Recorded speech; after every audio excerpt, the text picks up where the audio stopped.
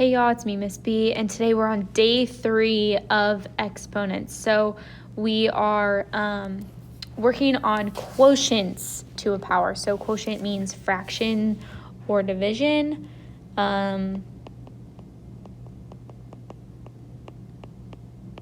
Just for clarification. Okay, so to divide numbers with the same base, we want to subtract the exponents. Okay, but something to note, wherever the exponent's greater is where it should end up. So if it's greater in the denominator, it should end up in the denominator. If it's greater in the numerator, it should end up in the numerator. Okay, so let's go ahead. So here I have x to the 4th over x squared. Now, I have the same base of x in both of them. So because of that, I can take my exponents and subtract. So I get x to the 2.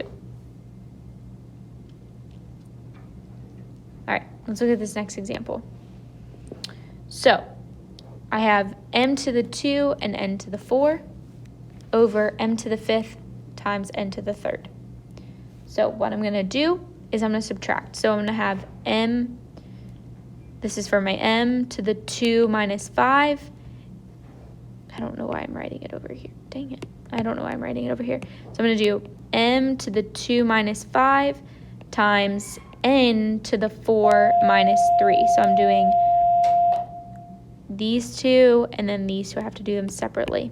And it's always numerator minus denominator. So I get m to the negative 3, n to the 1. Because I have a negative here, I need to move that down. So I get n to the 1st over m to the 3rd, which is my final answer. Now, just like I said before, wherever the exponent is greater, that 5 is greater, that's where it should end up. So that rang true for that problem. Okay, let's do this next one here. So I have y to the 3/4 minus 1/2. Now you can do this in your calculator, but make sure you use parentheses, or we can get a common denominator by multiplying by 2 over 2. So I get 3/4 minus 2/4, which is equal to 1/4. So I get y to the 1/4 as my answer. This next one here, we're not going to let those fractions trip us up. We've got d to the 1/2 minus 3. So for 1/2 minus 3, I'm going to multiply that 3 by 2 over 2. So I get 1/2 minus 6 over 2 is negative 5/2. So I get d to the negative 5/2. That's a negative, so I need to take it down to make it 1 over d to the 5/2 to make it a positive. And we are going to leave it as a fraction.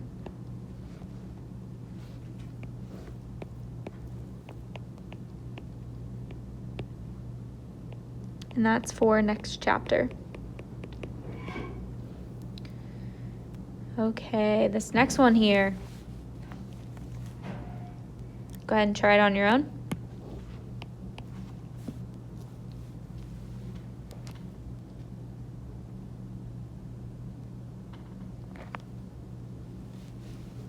All right, so this is actually k to the 1st. So we want to do k to the 6 minus 1, j to the 2 minus 5.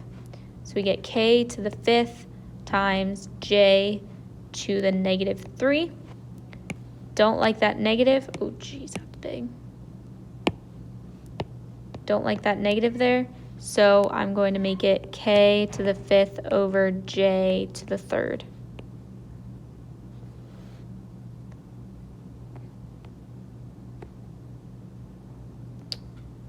All right, and then you can go ahead and do these two on your own. We'll come back to those. So pause and go ahead and do those. All right. Now, when we have a power of a quotient, so we're taking a fraction, putting it to an exponent. So when the exponent's outside the parentheses, we're going to raise both the numerator and the denominator to the power. So I'm going to have, what I'm going to have here is this is going to end up being x squared y to the fourth over x to the fourth. All right, and so then we have to take this 4 through just like we learned in the previous notes. So I get x, I multiply, 4 times 2 is 8, y to the fourth over x to the fourth. So that right there is my final, oh, no, it's not.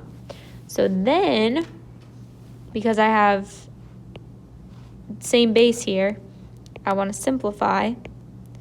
So I'm going to have x to the 8 minus 4 y to the fourth. So I get x to the fourth y to the fourth as my final answer on that one. All right, let's take that -3 through this time. So I have, this is going to end up being y to the 2 times -3, which is -6. X to the -2 times 3 is +6 over z to the -3. No same bases, these are all different, so I'm going to move stuff around so it's positive. So the x is going to stay, the y needs to go down to become positive, and the z needs to come up to become positive because of these negatives here. Okay, now we're going to save these examples for later, and that's all for today.